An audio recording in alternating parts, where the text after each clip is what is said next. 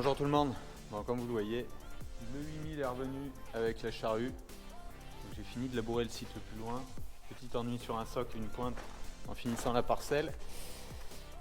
Stand-by pour l'instant. Je pense en fin de vidéo mettre quelques vues où je vais retourner faire du labour. Ça m'en reste une trentaine d'hectares à faire, donc on va essayer d'avancer tout ça. Je ne vais pas finir cette semaine, ça c'est sûr. Les conditions sont pas terribles, hein, ça se voit à l'état du tracteur, hein.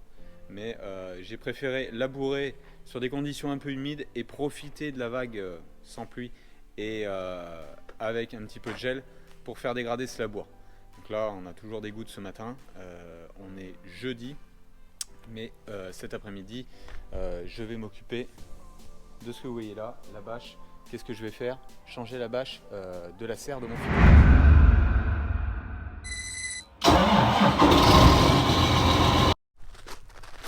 Alors mon phytobag se retrouve ici, comme vous voyez, hein. La bâche elle a un petit peu plus de 10 ans, elle est en état pitoyable, hein. La tempête qu'on a eue fin juin a eu fini d'avoir raison d'elle. Donc je vais la changer. Je voulais déjà la changer avant, mais bon, là au moins c'est vraiment l'utilité, hein. Il n'y a plus rien, donc ça pleut dedans, c'est pas forcément terrible. Le phytobag, qu'est-ce que c'est? C'est tous mes fonds dilués de cuves de pulvérisation de mon aire de remplissage qui est là-bas. Ils viennent jusqu'ici avec un système de vanne pour dégrader toute cette matière-là.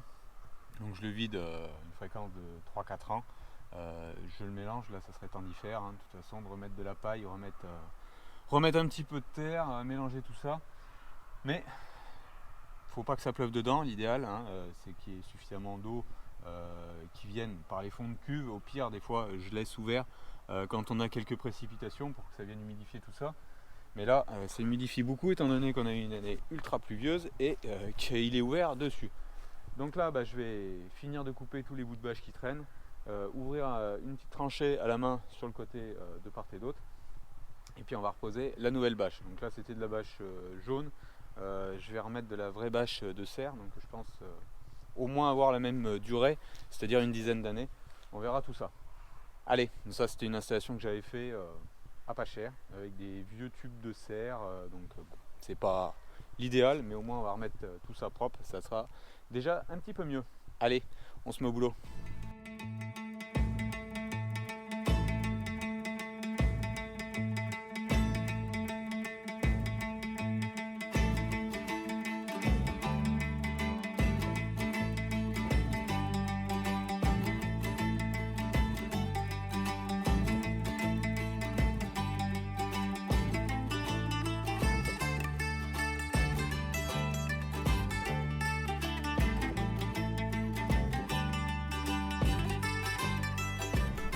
Bon ça réchauffe, ça fait pas de mal.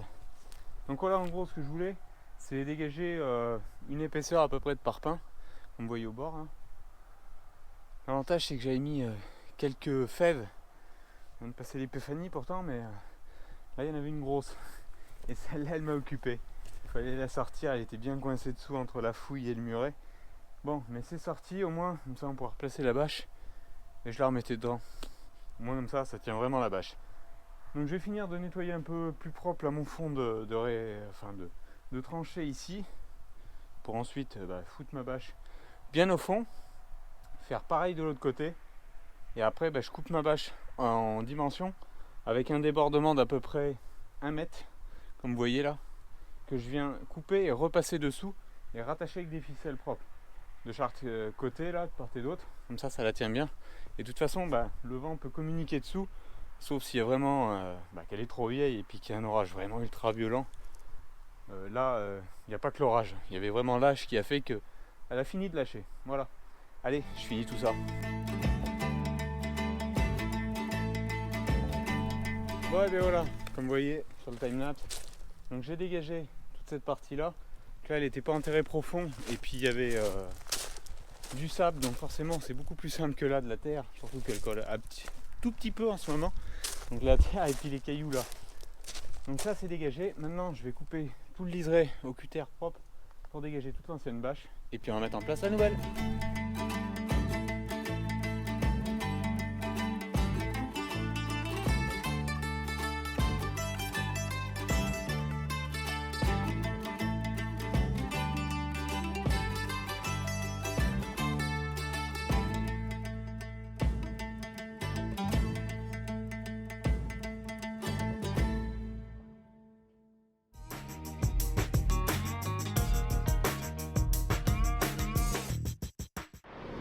Salut. Bon, ce matin, ça caille. Non, il fait -2, mais pas chaud chaud. Pas trop de vent, mais pas chaud chaud dehors. Je suis revenu, donc j'ai fini le site le plus loin de labourer. J'ai eu un petit ennui sur un soc de la charrue que j'ai remplacé.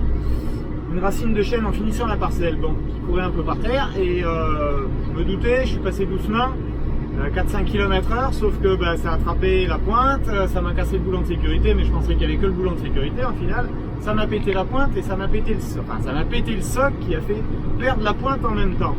Donc j'avais réussi à finir là-bas, mais j'ai pas continué depuis. Je suis allé chercher une pièce, le réparer tout ça, enfin remettre une pièce neuve, et là je vais aller labourer.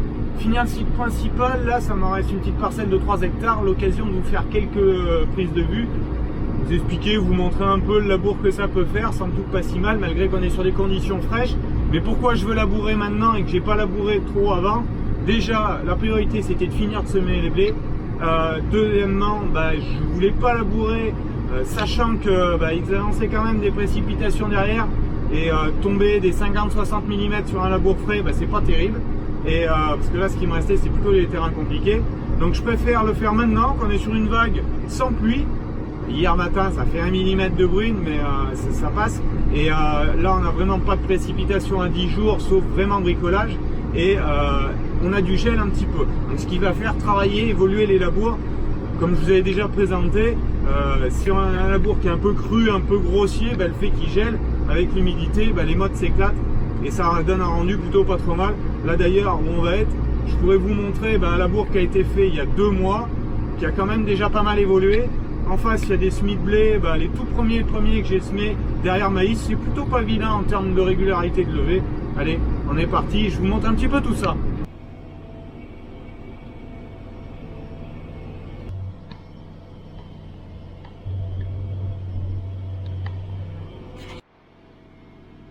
Bon, c'est lancé, ça laboure plutôt pas mal du tout pour l'endroit et pour l'année. Non, par rapport au site le plus loin, j'ai gagné 2-3 km/h et je suis pas en pleine puissance du tracteur là. Et ça se laboure bien, ça se tourne bien. Donc on est pareil sur du précédent maïs, enfin précédent blé, antécédent maïs qui a été semé pour le blé en semi-direct. Donc la structure est plutôt pas trop mauvaise, donc ça laboure vraiment pas mal. Quand même bénéfique de faire un petit labour là. Ça fait plusieurs années que ça n'a pas été fait. Alors plutôt les années humides où je vais aller labourer, parce que il n'y a pas de semelle de labour, prévoir dehors. Franchement ça va super bien, les conditions sont plutôt bonnes là ici, malgré que l'eau est restée là, mais bon. Du SD un peu fréquent, et puis des quantités d'eau comme on a eu cette année, tendance à écraser, à tasser la terre naturellement, donc il faut arriver à ressouffler tout ça. Mais là ça se passe plutôt pas mal.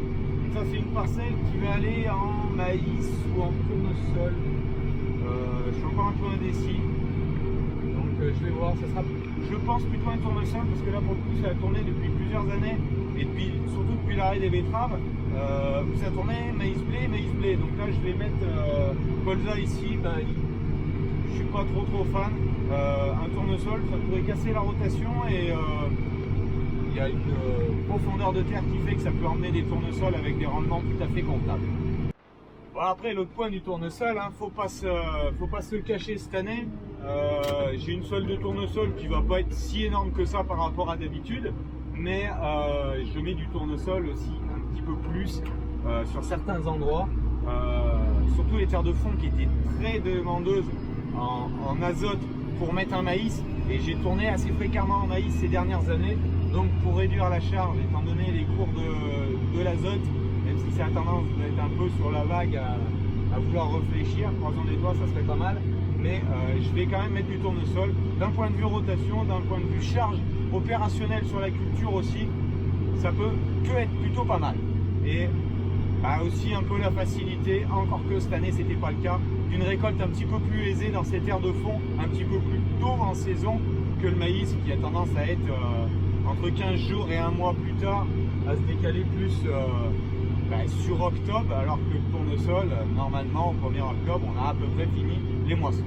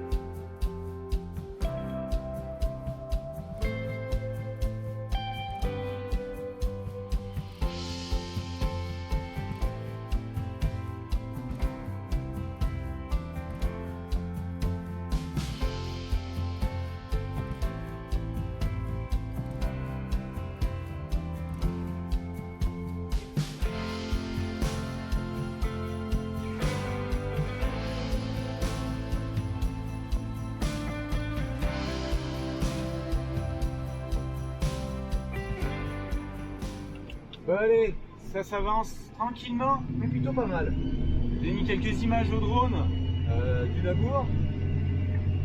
Des blés aussi qui sont en face. Vous avez vu le labour qui a été, donc là sur les images, le labour qui a été fait de l'autre côté. Alors c'est pas très visuel à la caméra sur le drone, mais il a franchement bien évolué. Il a été fait celui-là il y a pas loin de 2 mois, ouais, si 2 mois d'aujourd'hui. Donc ça se ressent quand même. On voit qu'il a évolué, qu'il a cassé, qu'il s'affine doucement. Bon là, je pense que ça va y aller aussi parce que bon, vu les conditions qui nous annoncent derrière, je suis pas trop inquiet. Mais en termes de consommation, bah là je suis, comme vous avez vu, autour de 30 litres à l'hectare. Ça a bien baissé hein, de cycle plus loin. J'ai pas fait le calcul de ne pas me faire peur, mais c'est plutôt 40-42 litres.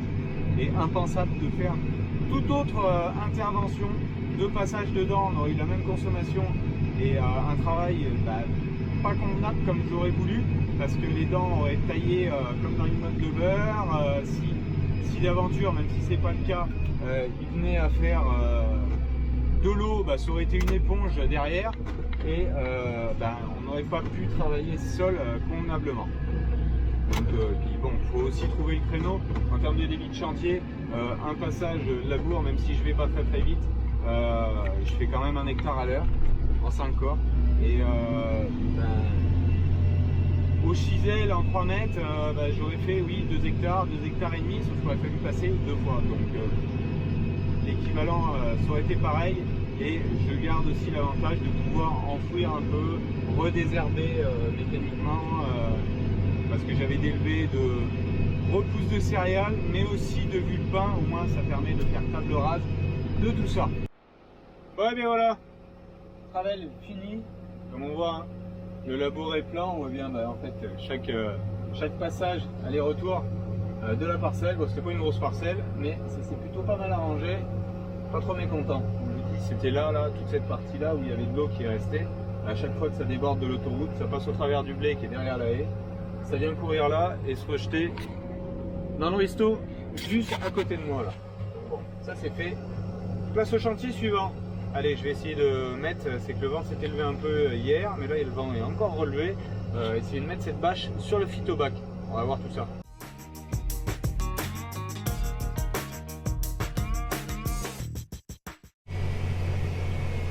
Bon, finalement, je suis pas allé remettre ma bâche de phytobac. On verra ça sur la semaine prochaine. Les conditions sont plutôt pas mauvaises, j'ai dit, et puis il y avait du vent encore, donc je pouvais pas mettre cette bâche. C'est immétable quand tout seul, même si mon père vient m'aider, il viendra sûrement m'aider même pour finir de mettre en place, mais avec du vent, c'est pas terrible. Et c'est l'art de sortir une bâche et d'avoir du vent toujours qui se lève au même moment. Donc qu'est-ce que je fais? Je continue mon labour, j'avance bien. J'ai rattaqué donc hier à la suite de la parcelle que je vous ai filmé précédemment tout au bout, et là donc j'ai bien avancé parce que la parcelle va presque être finie d'ici 2 heures, et il me reste ensuite 6 hectares sur ce site là à faire et j'aurai tout fini ici, les labours. Ça me restera plus que 7 hectares à faire après. La semaine prochaine normalement ça devrait se goupiller. Restera à faire un petit peu de chisel je pense derrière mes colzas qui sont foirés pour des réimplantations en maïs, mais je vous expliquerai ça la semaine prochaine. Donc je vais vous faire quelques images de mieux du labour ici. Ça se passe plutôt pas mal. On est sur un précédent blé, antécédent maïs, semi-direct entre les deux. Gestion phytosanitaire des repousses. Puis comme là ça va aller en tournesol, faire attention pas tout ce qui est problématique liseron. Et là je réalise un labour qui est sans doute plutôt pas trop mal.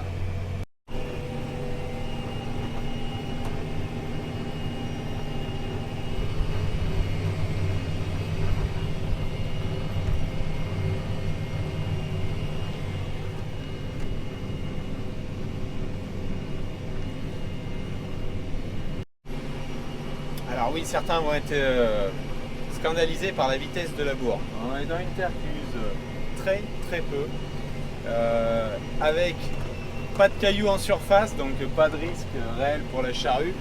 Certaines zones de terre un petit peu plus dures où là forcément la vitesse fléchit aussi, hein, mais pas de risque. Et plus le labour est comme ça, on va pas rouler à 15 km/h non plus. Là je suis vraiment sur la valeur haute, d'habitude c'est plutôt 8,5-9 km/h.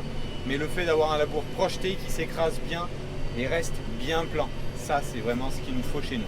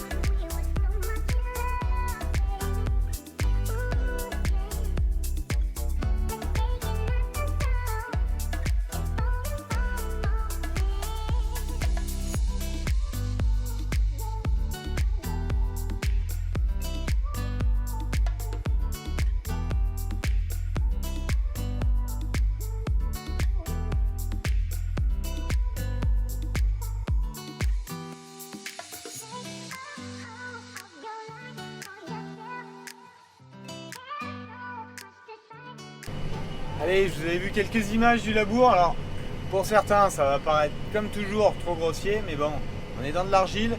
Moi, je peux vous dire que par rapport à l'année, à la somme de précipitations qu'on a pu avoir, le fait que ce soit du direct, N-1, donc cette technique est quand même pas si mauvaise parce que ça fait des blocs, oui, mais qui vont lâcher plutôt bien et surtout avec le gel qu'on va avoir et la vague de 10 jours sans pluie d'annoncer. Allez, je vais vous faire voir dehors un peu tout ça.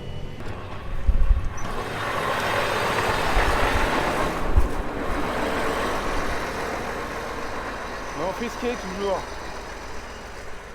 Alors comme vous voyez, il y a quelques blocs. Par contre, malgré que ça soit travaillé une année sur deux, je vais vous faire voir là tous les passages des vers de terre.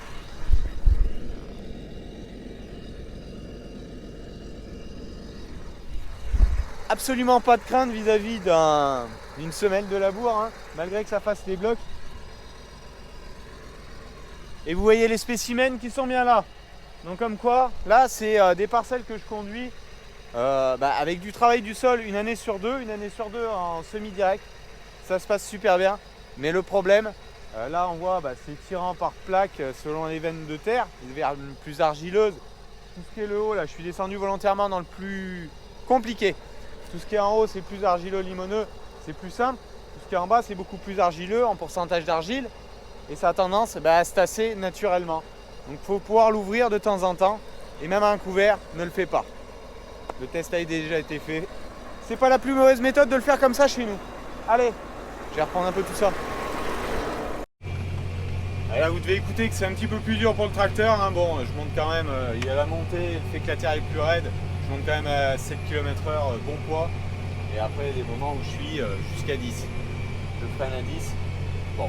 Mais ça va plutôt bien quand même, le labour est projeté, bien versé, c'est plutôt bien enterré vis-à-vis des problématiques que je pourrais avoir. Bon là ça va être en tournesol, donc les pailles en surface sont déjà un peu décomposées, mais il y a encore du boulot, hein. On voit déjà toutes les cannes de maïs de l'anté précédent. Bon mais ça c'est la contrainte du pH que je peux avoir chez moi qui est très élevé et une dégradation très lente des matières organiques qui fait que il faut pouvoir brasser une année sur deux ou labourer selon les conditions. Hein. Moi, depuis 10 ans, c'est la première année où je laboure 6 ans sur mon exploitation. Bon, ça fait pas de mal non plus. Dans ma zone, ça se passe pas mal. Alors après, merci de ne pas mettre de remarques que oui, on peut faire de l'agriculture de conservation, mettre des couverts partout, dans tous les pays ils en font, oui, mais dans tous les pays ils ont des irrégularités. Si vous en êtes si bas en termes agronomiques à ne pas pouvoir appréhender un milieu et un système qui se met en place par rapport à ce milieu, désolé mais je peux rien pour vous. Hein. Nous on a fait des tests, vous voyez chez moi, pour certains c'est un peu compliqué d'appréhender ma méthode de travail parce que je peux faire du semi-direct, faire du travail superficiel et aussi labouré. Ben oui, parce que la vérité elle se trouve pas essentiellement soit dans une méthode, soit dans l'autre, et c'est plutôt dans une adaptation dans ma zone. Je parle toujours pour ma zone, je ne vais pas dire à quelqu'un qui est à 20 km de chez moi, tu travailles mal, il faut aller travailler comme ça, c'est la seule solution. C'est comme ça chez nous et c'est pas autrement. Et je rebondirai juste sur un dernier point, c'est que oui, la même parcelle, là on va sauter juste de l'autre côté, c'est la parcelle qui est en semi-direct depuis X années et elle va y rester parce qu'elle a un type de sol qui est un petit peu plus facile à faire et qui ne se tasse pas parce qu'il n'y a pas ce pourcentage d'argile comme le fond de cette parcelle. Et pourtant c'est deux parcelles voisines. Mais c'est toujours d'adaptation. Pourquoi je laboure? Parce que c'est une facilité cette année de faire cela et que je n'avais pas fait de déchômage avant, qui fait qu'avec les quantités d'eau, le déchômage serait fait comme une éponge, gorgé d'eau et qui aurait été inlabourable derrière. Et avec une structure qui ne s'égoutte pas et ça aurait été catastrophique. Là mon labour, je ne suis pas inquiet du tout et je ne manquerai pas de vous faire des retours sur la préparation de sol qui sera majoritairement faite avec les herses rotatives et le vibroculteur. Peut-être une finition à l'air sourde, on verra. D'ici là, réponse dans 2 mois, 3 mois pour certains endroits. Voilà. Allez, moi je vous laisse sur ces dernières images et je vous dis à la semaine prochaine pour remettre cette page de Phytobac puis faire 2-3 autres chantiers. On verra ce qu'on fera. Allez, bonne semaine à vous tous. Ciao, bye bye.